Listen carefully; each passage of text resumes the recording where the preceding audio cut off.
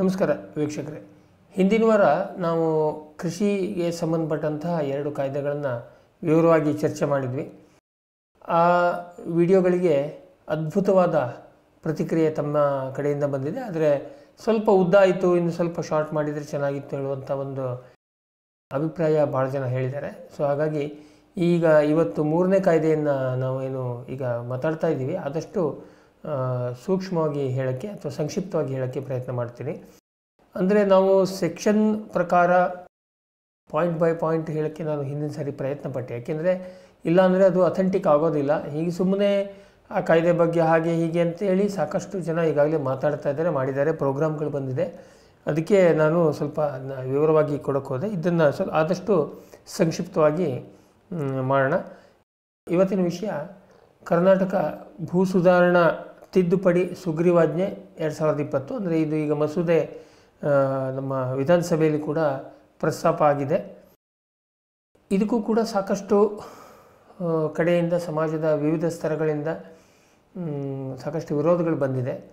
ಇಲ್ಲಿ ನಾವು ಹಿಂದಿನ 2 ಕಾಯ್ದೆಗಳಲ್ಲಿ ಚರ್ಚೆ ಮಾಡಿದಾಗೇ ಇಲ್ಲಿ ಏನಾಗ್ತಾ ಇದೆ, ಯಾರು ಕೂಡ ಸ್ಪಷ್ಟವಾಗಿ ಏನಿದೆ ಅಂತ ಹೇಳ್ತಾ ಇಲ್ಲ. ಹಾಗಾಗಿ ಇದರಲ್ಲಿ ನಾವು ಯಾರನ್ನ ಬೆಂಬಲಿಸಬೇಕು, ಅದು ಹೋರಾಟ ಮಾಡ್ತಾ ಇರೋದು ಸರಿ ಇದೆಯಾ ಇಲ್ವಾ, ಈ ಸಮಸ್ಯೆ ಜನಸಾಮಾನ್ಯರಿಗೆ, ನಮ್ಮಂಥ ಸಾಮಾನ್ಯ ರೈತರಿಗೆ ಇದೊಂದು ಗೊಂದಲ ಭಾಳ ಇದೆ.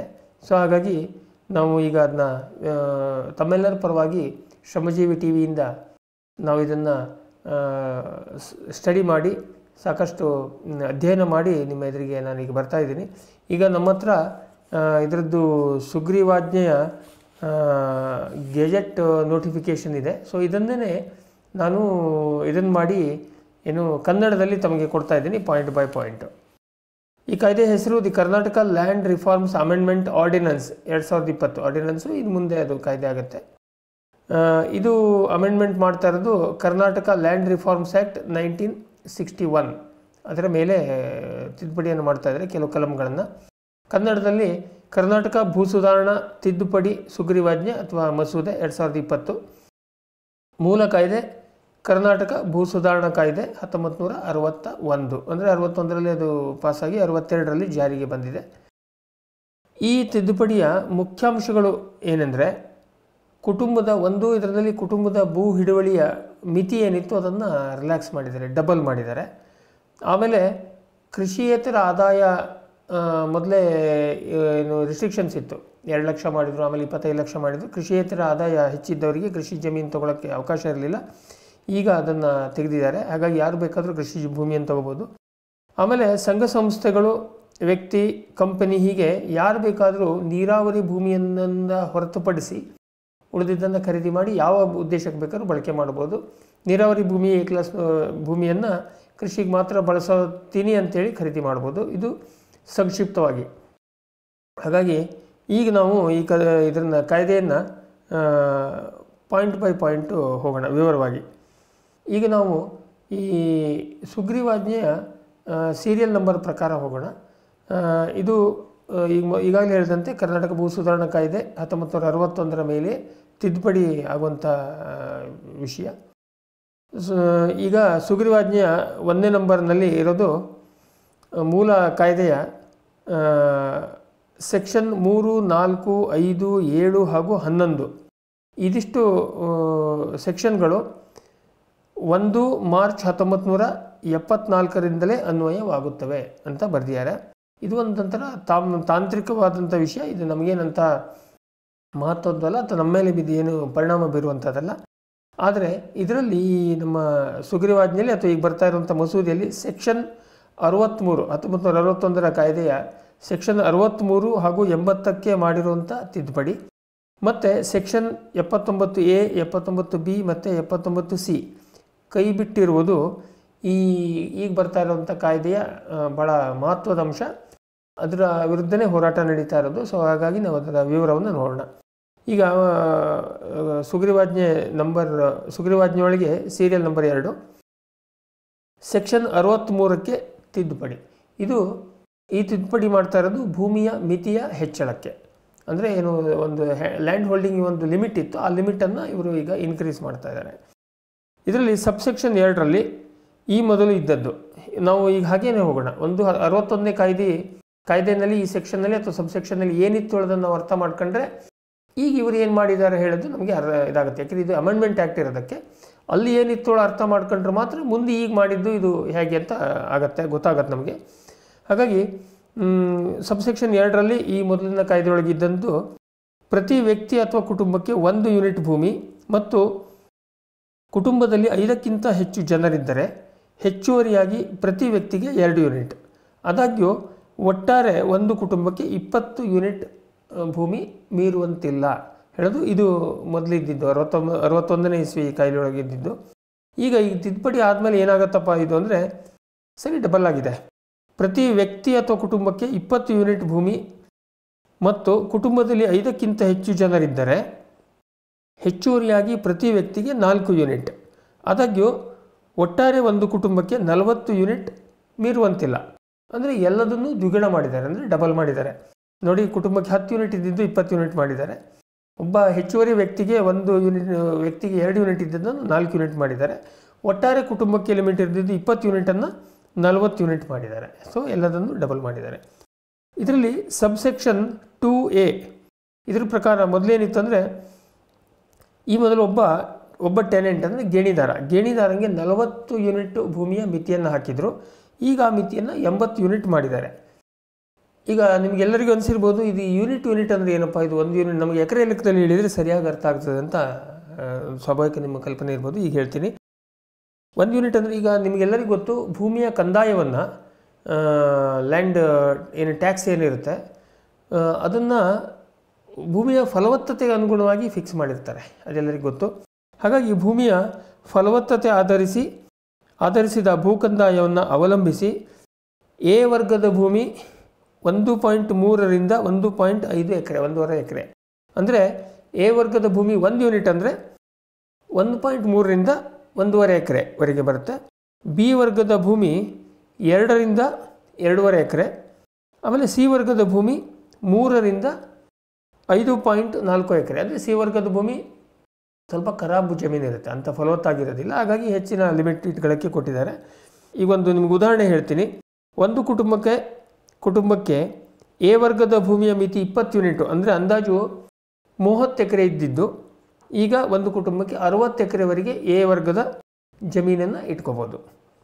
ಗೇಣಿದಾರನಿಗೆ ಭೂಮಿತಿ 60 ಎಕರೆಯಿಂದ 120 ಎಕರೆಗೆ ಹೆಚ್ಚಳವು ಆಗಿದೆ. ಅಂದರೆ ಈಗ ಮೊದಲಿದ್ದ ಲಿಮಿಟೇನ್ ಅರ್ಧ. ಇದರಲ್ಲಿ ನಮಗೇನಂಥ ನೇರವಾಗಿ ಏನು ಸಮಸ್ಯೆ ಏನು ಕಾಣ್ತಾ ಇಲ್ಲ. ಅದರದ್ದು ಇಂಪ್ಲಿಕೇಶನ್ಸು, ಅದರದ್ದು ಪರಿಣಾಮವನ್ನು ಆಮೇಲೆ ಕೊನೆಯಲ್ಲಿ ನೋಡೋಣ.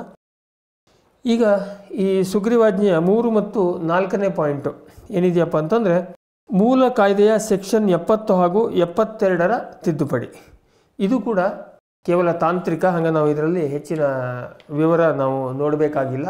ಅಂದರೆ ಏನಾಗಿದೆ, ಮೂಲತಃ ಈ ಸೆಕ್ಷನ್ 79A, B, C ಏನು ಇವರು ಕೈ ಬಿಡ್ತಾ ಇದ್ದಾರೆ, ಅದು ಎಲ್ಲೆಲ್ಲಿ ಮೆನ್ಷನ್ ಇದೆಯೋ ಅಲ್ಲೆಲ್ಲ ಅದನ್ನ ತಿದ್ದುಪಡಿ ಮಾಡಿರ್ತಾರೆ. ಹಾಗಾಗಿ ಅದು ಕೇವಲ ತಾಂತ್ರಿಕ ವಿಷಯ, ಹಾಗಾಗಿ ನಾವು ಅದ್ರ ಬಗ್ಗೆ ತಲೆಕೆಡಿಸ್ಕೊಳ್ಳೋದು ಬೇಡ.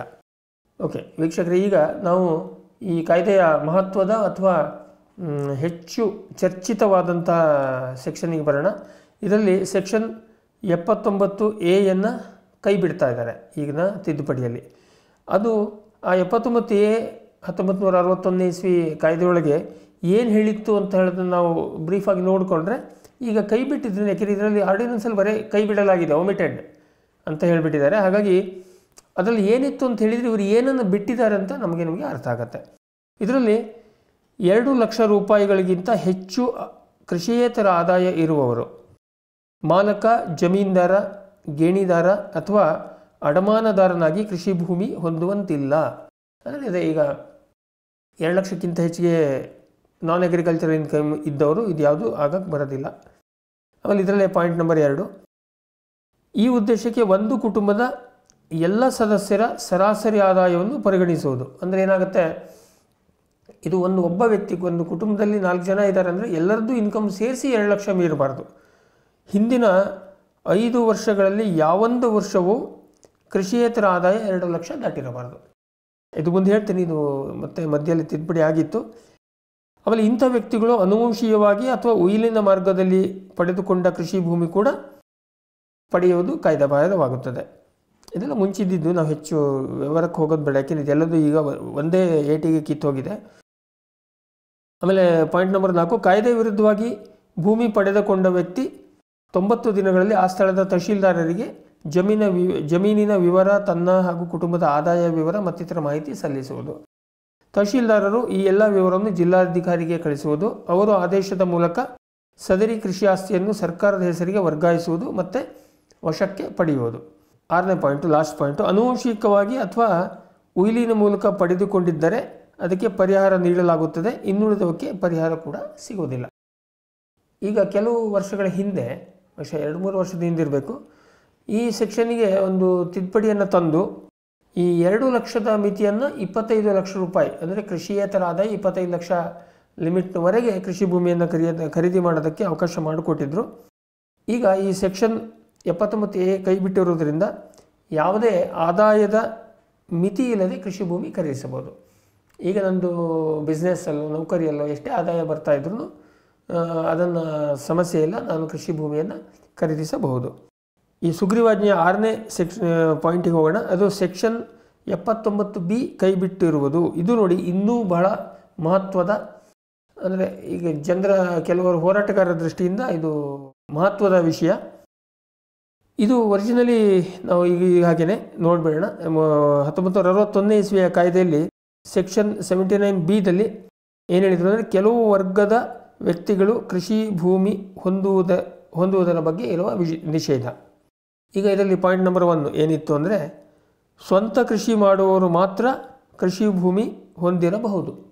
ಅಂದರೆ ನೀವು ನಿಮ್ಮ ಹೆಸರಲ್ಲಿ ಜಮೀನು ಇಟ್ಕೊಂಡು ಬೇರೆಯವ್ರ ಹತ್ರ ಮಾಡ್ಸಂಗಿರಲಿಲ್ಲ, ಅಂದರೆ ಆ ಥರ ಅವರಿಗೆ ಕೃಷಿ ಭೂಮಿ ಇಟ್ಕೊಳ್ಳೋಕ್ಕೆ ಅವಕಾಶ ಇರಲಿಲ್ಲ.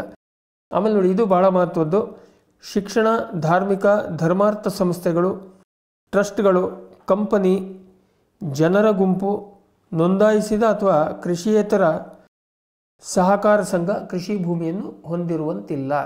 ಅಂದರೆ ಯಾವುದೇ ಕಂಪನಿ ಯಾರೂ ಇದನ್ನು ಕೃಷಿ ಭೂಮಿಯನ್ನು ಹೊಂದಿರುವಂತಿಲ್ಲ. ಆಮೇಲೆ ಈ ಎಲ್ಲ ಸಂಸ್ಥೆಗಳು ಈ ಕಾಯ್ದೆ ಬರುವ ಮೊದಲೇ ಜಮೀನು ಹೊಂದಿದ್ದು ಅಥವಾ ಆಮೇಲೆ ಪಡೆದುಕೊಂಡಿದ್ದರೆ, ಈ ಕಾಯ್ದೆ ಜಾರಿಯಿಂದಾಗಿ 1961ರ ಭೂ ಕಾಯ್ದೆ ಬಂದಿದ್ದರಿಂದಾಗಿ ಜಮೀನು ಕಳೆದುಕೊಳ್ಳುವಂತಿದ್ದರೆ 90 ದಿನಗಳ ಒಳಗಾಗಿ ಸ್ಥಳೀಯ ತಹಶೀಲ್ದಾರಿಗೆ, ಆ ಕ್ಷೇತ್ರಕ್ಕೆ ಬರುವಂಥ ತಹಶೀಲ್ದಾರಿಗೆ ವಿವರವನ್ನು ಕೊಡೋದು. ತಹಶೀಲ್ದಾರರು ಇದನ್ನು ವಿವರವನ್ನು ಜಿಲ್ಲಾಧಿಕಾರಿಗೆ ಕಳಿಸೋದು. ಜಿಲ್ಲಾಧಿಕಾರಿ ಅಂತಹ ಕೃಷಿ ಭೂಮಿಯನ್ನು ಸರ್ಕಾರದ ಹೆಸರಿಗೆ ವರ್ಗಾಯಿಸಿ, ಸಾಕಷ್ಟು ಜಮೀನುಗಳು ಕರ್ನಾಟಕ ಸರ್ಕಾರ ಆಗಿದ್ದಿದೆ ತಮಗೆಲ್ಲ ಗೊತ್ತು.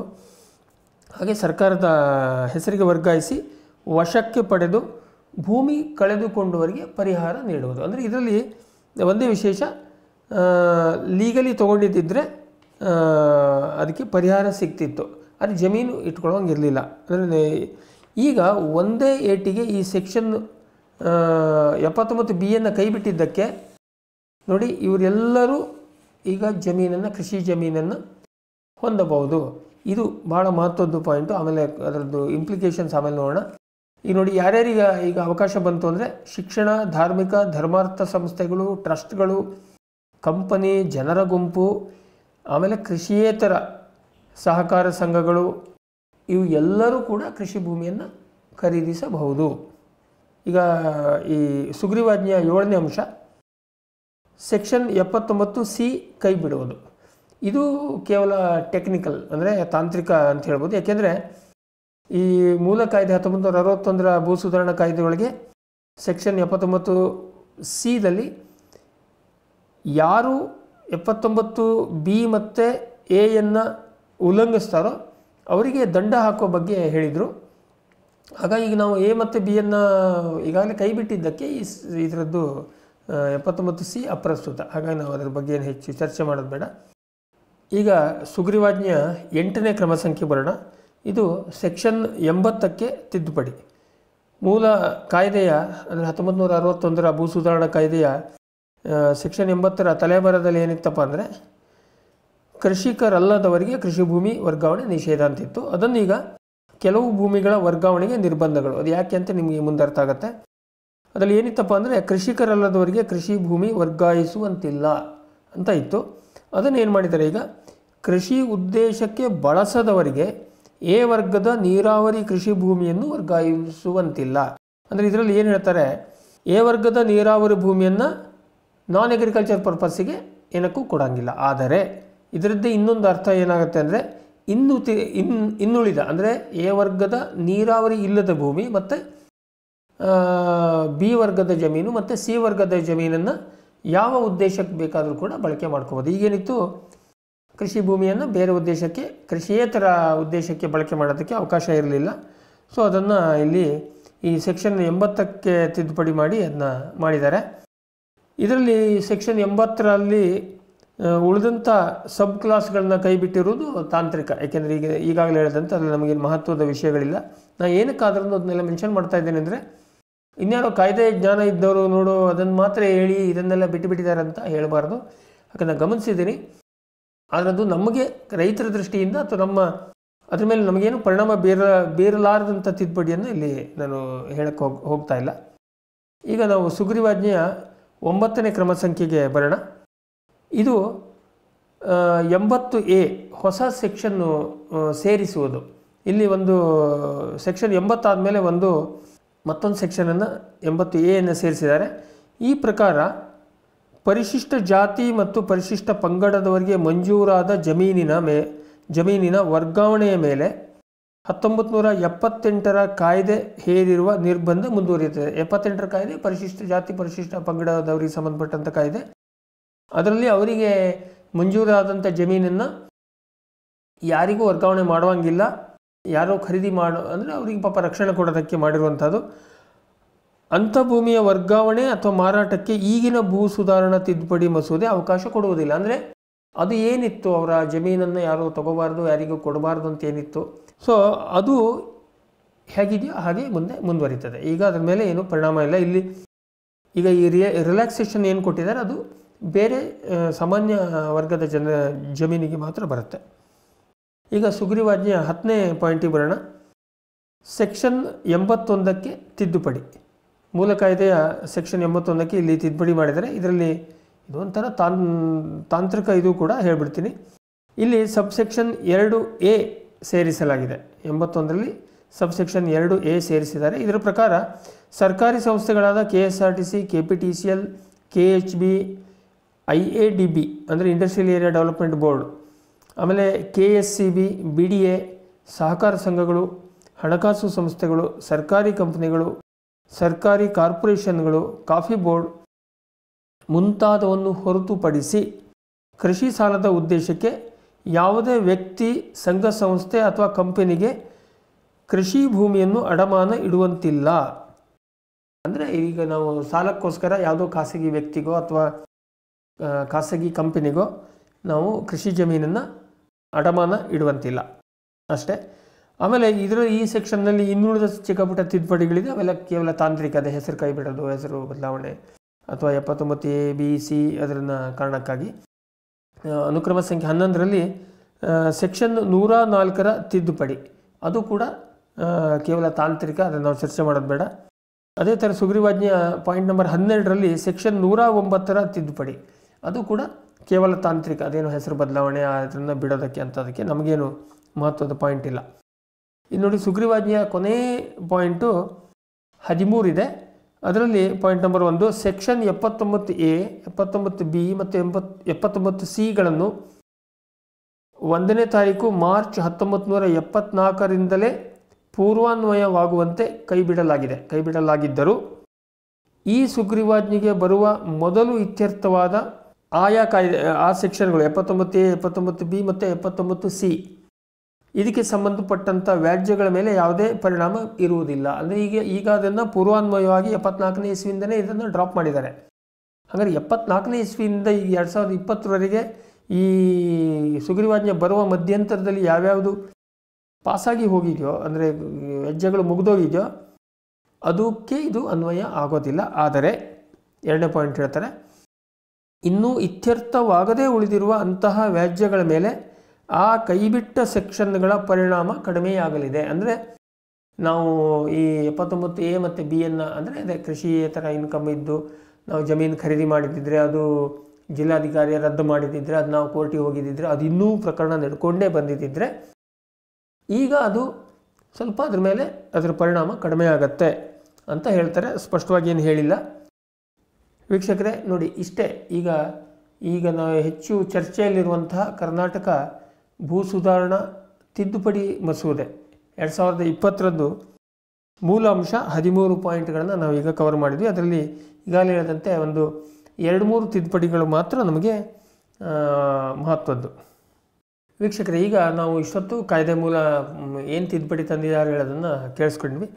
ಈಗ ನಾವು ಹಾಗಾದರೆ ಸಂಕ್ಷಿಪ್ತವಾಗಿ ನಮ್ಮ ಅನಿಸಿಕೆ ನಾನು ಹೇಳೋಕ್ಕೆ ಇಷ್ಟಪಡ್ತೀನಿ.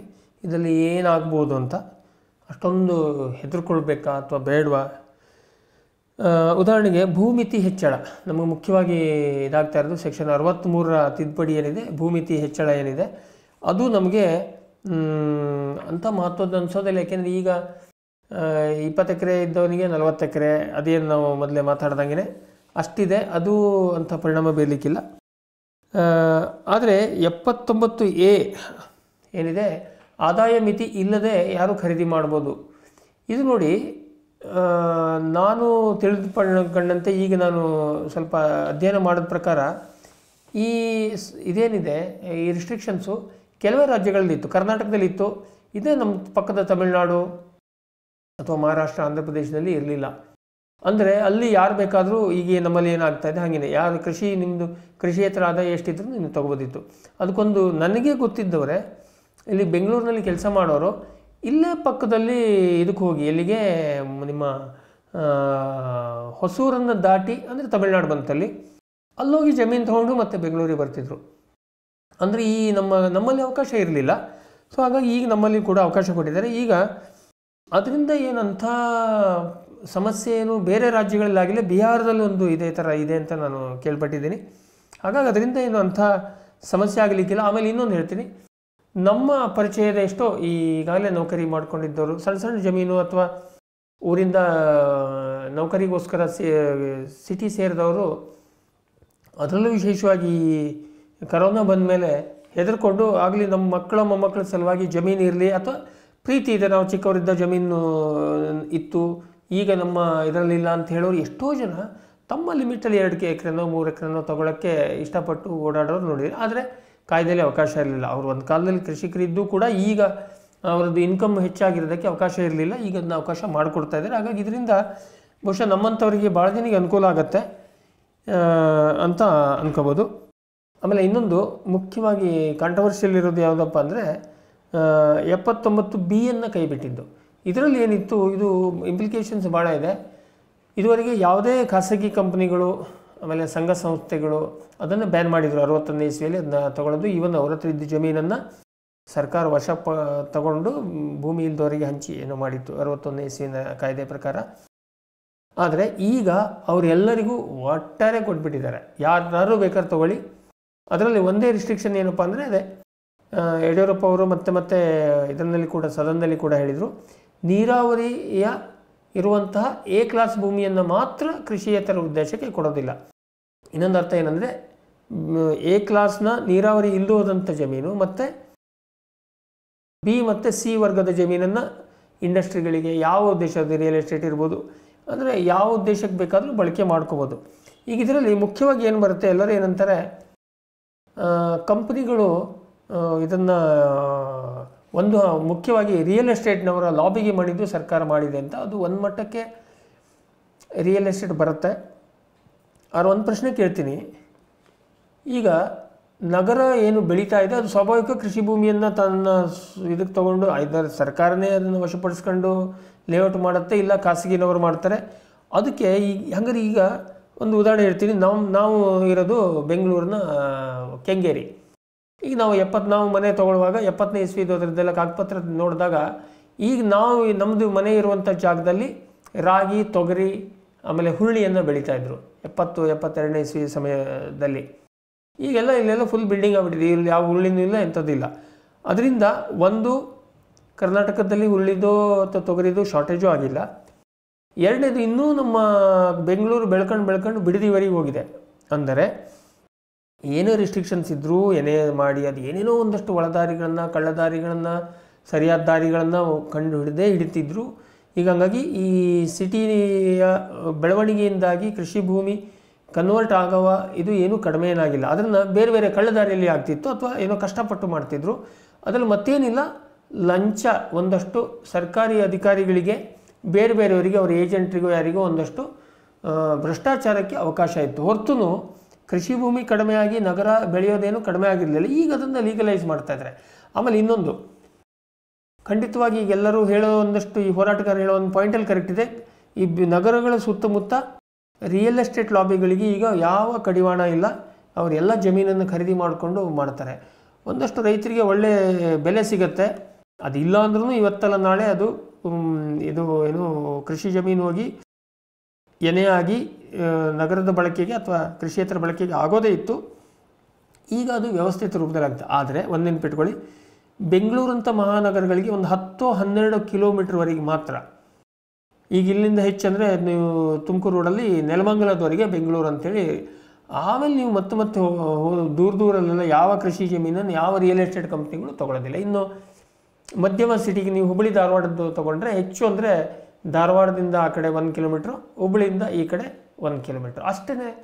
ಅದರಾಚೆ ಕೃಷಿ ಒಟ್ಟಾರೆ ಹಂಗೆ ಕೇಳಿದರೆ ಕರ್ನಾಟಕದಲ್ಲಿ ಅಥವಾ ಒಟ್ಟಾರೆ ನಮ್ಮ ದೇಶದಲ್ಲಿ ಕೃಷಿ ಜಮೀನು ಯಾರೂ ಅದನ್ನು ಸಾಗುವಳಿ ಮಾಡ್ದೇ ಖಾಲಿ ಬಿದ್ದಿದ್ದು ಅಂದರೆ ಪಡ ಬಿದ್ದಿದ್ದು ಅಂತ ಏನು ಹೇಳ್ತಾರೆ, ಅದು ಎಷ್ಟೋ ಲಕ್ಷ ಎಕರೆ ಅಥವಾ ಹೆಕ್ಟೇರ್ ಜಾಗ ಇದೆ.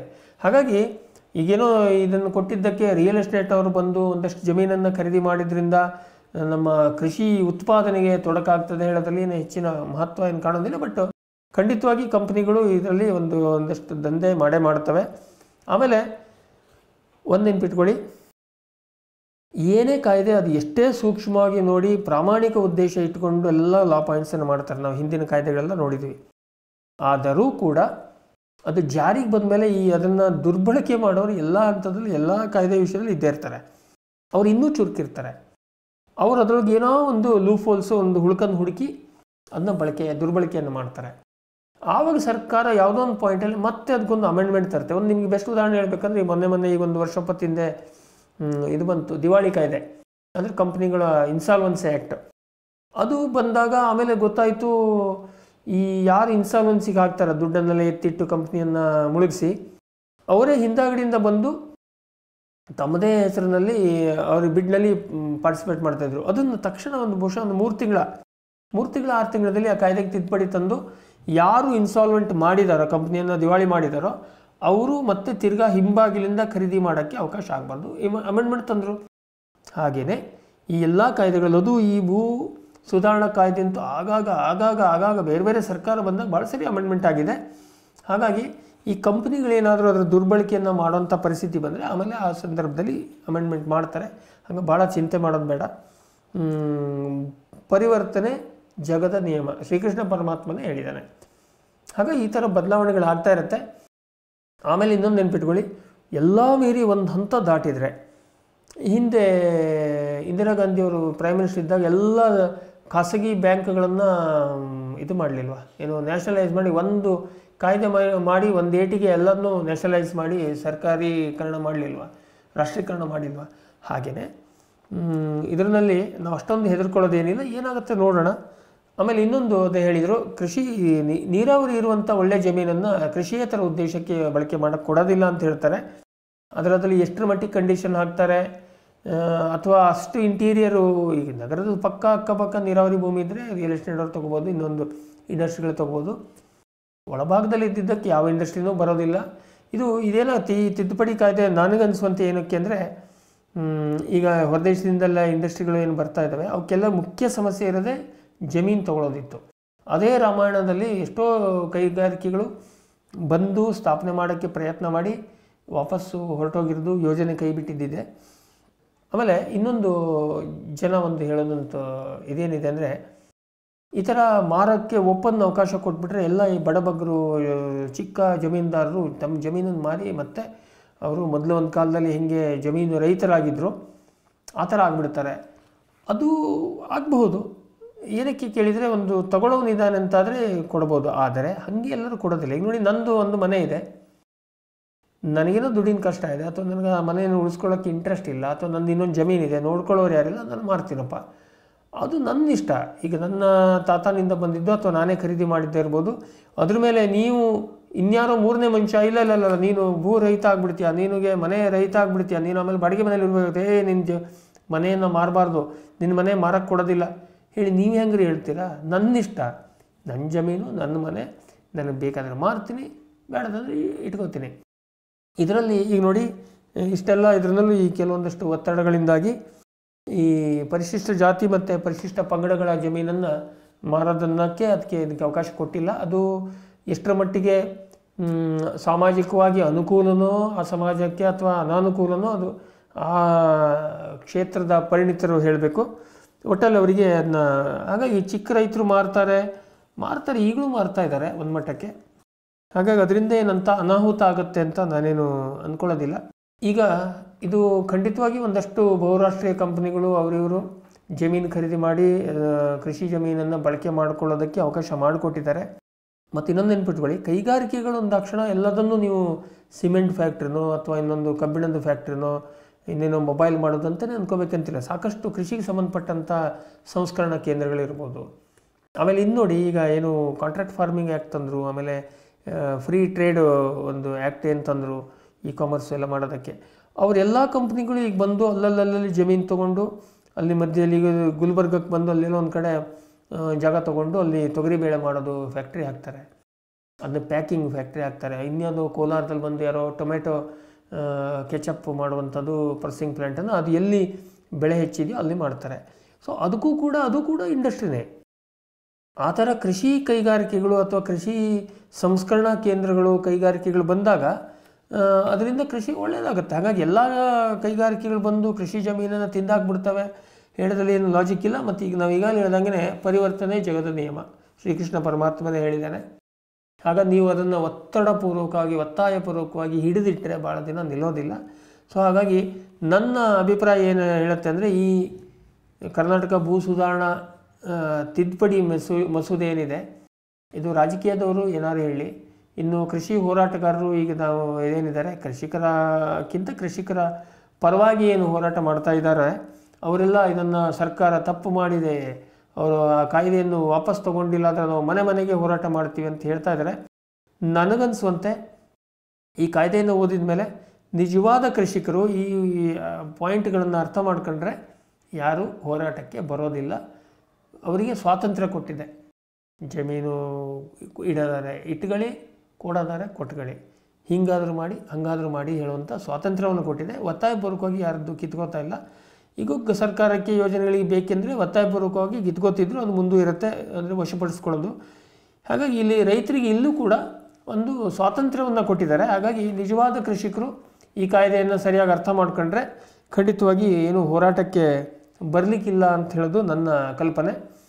ಹಾಗಾಗಿ ಇದು ಕೂಡ ಈ ಇನ್ನುಳಿದಂತಹ ಕಾಯ್ದೆಗಳ ಥರನೇ ಕರ್ನಾಟಕ ಭೂ ಸುಧಾರಣಾ ಕಾಯ್ದೆ ತಿದ್ದುಪಡಿ ಕಾಯ್ದೆ ಏನಿದೆ ಅದು ಮುಂದೆ ಈಗ ಕಾಯ್ದೆ ಆಗ್ತದೆ. ಇದು ನಮ್ಮ ವಿಧಾನಸಭೆಯಲ್ಲಿ ಚರ್ಚೆ ಆಗಿ ಅದರಿಂದ ಕೂಡ ರೈತರಿಗೆ ಒಳ್ಳೆಯದಾಗತ್ತೆ ಅಂತ ಇದು ನನ್ನ ಅನಿಸಿಕೆ, ನನ್ನ ಅಂಡರ್ಸ್ಟ್ಯಾಂಡಿಂಗ್, ಅಭಿಪ್ರಾಯ.